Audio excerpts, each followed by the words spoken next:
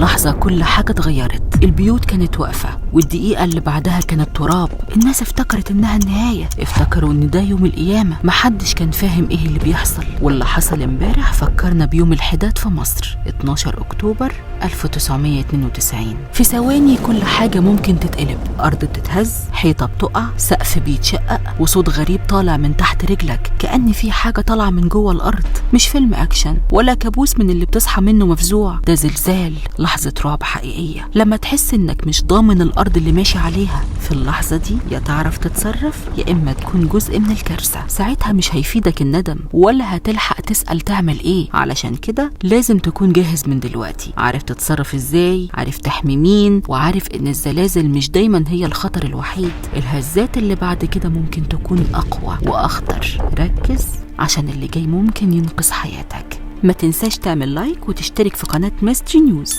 يلا نبدأ. هنعرف الأول الزلازل بتحصل إزاي. الزلازل بتحصل لما الأرض بتتحرك. الأرض بتتحرك تحت رجلينا وإحنا مش واخدين بالنا. ليه؟ لأن القشرة الأرضية مش قطعة واحدة، دي متقسمة زي البازل، قطع كبيرة اسمها الصفائح التكتونية. الصفائح دي بتتحرك وبتزق في بعض أو بتبعد عن بعض أو حتى بتعدي فوق بعض. ولما بيحصل تصادم أو احتكاك جامد الأرض بتتهز، وساعتها بنقول حصل زلزال. في مناطق في العالم معروفة إنها دايما بتحصل فيها الزلازل، ودي بنسميها حزام الزلازل أو حلقة النار، زي مثلا اليابان، إندونيسيا، الفلبين، أمريكا، وخاصة ولاية كاليفورنيا وتركيا وإيران وإيطاليا. الدول دي كلها موجودة على حدود الصفائح التكتونية، عشان كده الزلازل فيها شغالة دايما. امبارح الأرض اتحركت تاني في كهرمان مراش، نفس المكان اللي شاف الموت بعينه في 2023. الناس هناك فاقت على زلزال قوته 5 ريختر، مش أضعف حاجة، خصوصا لما تبقى في منطقة لسه قلبها موجوع من اللي فات. اللي حصل امبارح كان كأنه صفارة انذار، انا لسه موجود،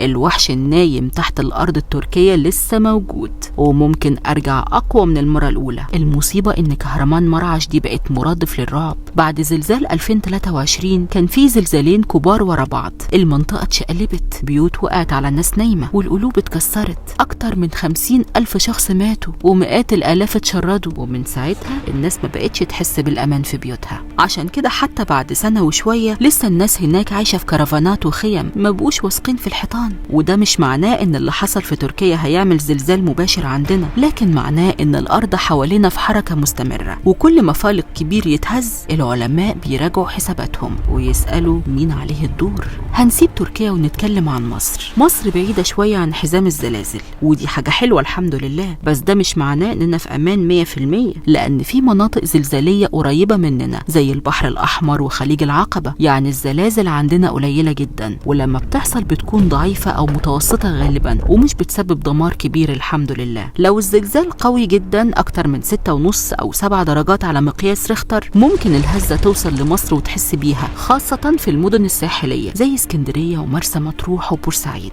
كل ما الزلزال يكون قريب من حدود مصر، وكل ما يكون مش عميق تحت الأرض، كل ما التأثير يكون أكبر. تركيا قريبة نسبيا من شمال مصر، واليونان أقرب كمان لجزر البحر المتوسط، فالهزات ممكن توصل لنا كهزات أو إحساس بسيط بالهزة، لكن نادرا ما بتسبب أضرار عندنا.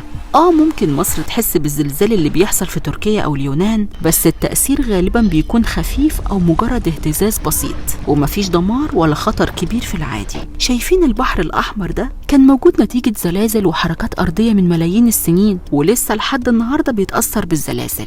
المنطقة دي فيها حاجة اسمها الصدع الأفريقي الشرقي، وده بيبدأ من شمال أثيوبيا وبيمتد لحد موزمبيق وبيعدي بكذا دولة أفريقية. الحاصل بقى إن القشرة الأرضية في المنطقة دي بتتشقق وبتبعد عن بعضها. الشق ده هو اللي عمل البحر الأحمر، ولسه بيكبر كل سنة شوية صغيرين بسبب الزلازل وحركة الصفائح. يعني ممكن في وقت من الأوقات يحصل انفصال، خصوصا إن حالة البحر الأحمر مش مستقرة قوي، وده بيمهد في مرحلة من المراحل إنه ينفصل ويتحول لمحيط.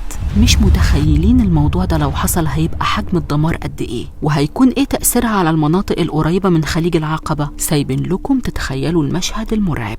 مع التقدم اللي احنا وصلنا له لحد دلوقتي مفيش طريقة مؤكدة 100% للتنبؤ بوقت ومكان الزلزال بدقة، لكن في شوية توضيحات ممكن نستفيد منها. يعني نقول إن منطقة معينة معرضة لزلازل بسبب نشاطها التكتوني، وده بنعرفه من مراقبة حركة الصفائح الأرضية. طب إيه هي العلامات اللي العلماء بيراقبوها؟ العلماء بيراقبوا حاجات زي حركة الصفائح التكتونية تحت الأرض، الهزات الصغيرة اللي بنسميها الزلازل التمهيدية، تشققات في الأرض. بس دي كلها علامات مش كافية لوحدها تقول هيحصل زلزال إمتى. طيب في أنظمة إنذار مبكر؟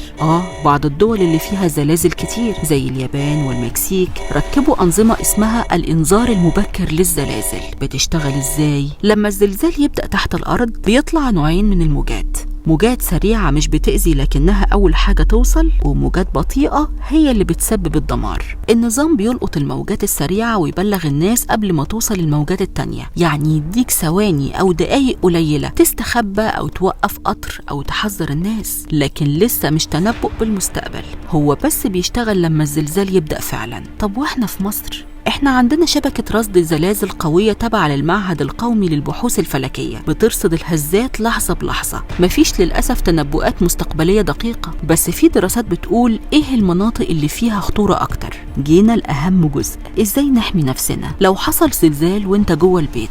اول حاجة تعملها انك تستخبى تحت ترابيزة تقيلة او سرير قوي عشان تحمي نفسك من الحاجات اللي ممكن تقع. غطي دماغك ورقبتك بإيدك او بأي حاجة قريبة زي مخدة او بطانية. ابعد عن الشبابيك والحيطان اللي فيها دولاب أو مكتبة عشان الحاجات دي ممكن تقع. ما تجريش وتنزل بسرعة لأن ده ممكن يكون أخطر من إنك تفضل مكانك. وكمان ما تركبش الأسانسير خالص. لو كنت في الشارع وقت الزلزال ابعد عن العمارات وأعمدة النور والكباري عشان ممكن يقع منها حاجة. ولو كنت سايق عربية وقفها على جنب في مكان مفتوح بعيد عن أي مباني أو كباري، واستنى لحد ما الهزة تخلص.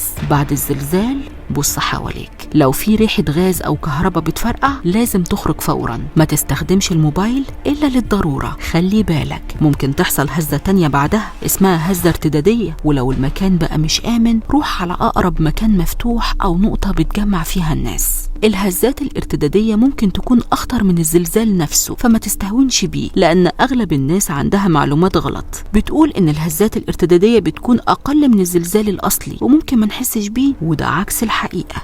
وفي النهاية الزلزال خلص؟ مين قال؟ انت متأكد ان دي كانت النهاية ولا مجرد البداية للي جاي؟ الهزة اللي جاية يا ترى أقوى، أضعف، أقرب؟ هتلحق تقوم؟ هل اللي جنبك هيعرف يتصرف؟ هتفتكر الخطوات ولا هتتشل من الخوف؟ لو كنت في الشارع هتعرف تجري ولا الأرض هتسبقك؟ ولو كنت مع أولادك هتلحق تحميهم ولا هتفضل تبص حواليك مش عارف تعمل ايه؟ دي مش أسئلة للفضول، دي أسئلة حياة أو موت. إجابتك هي الفرق بين إنك تعيش تحكي أو تتحكي حكايتك في خبر عاجل.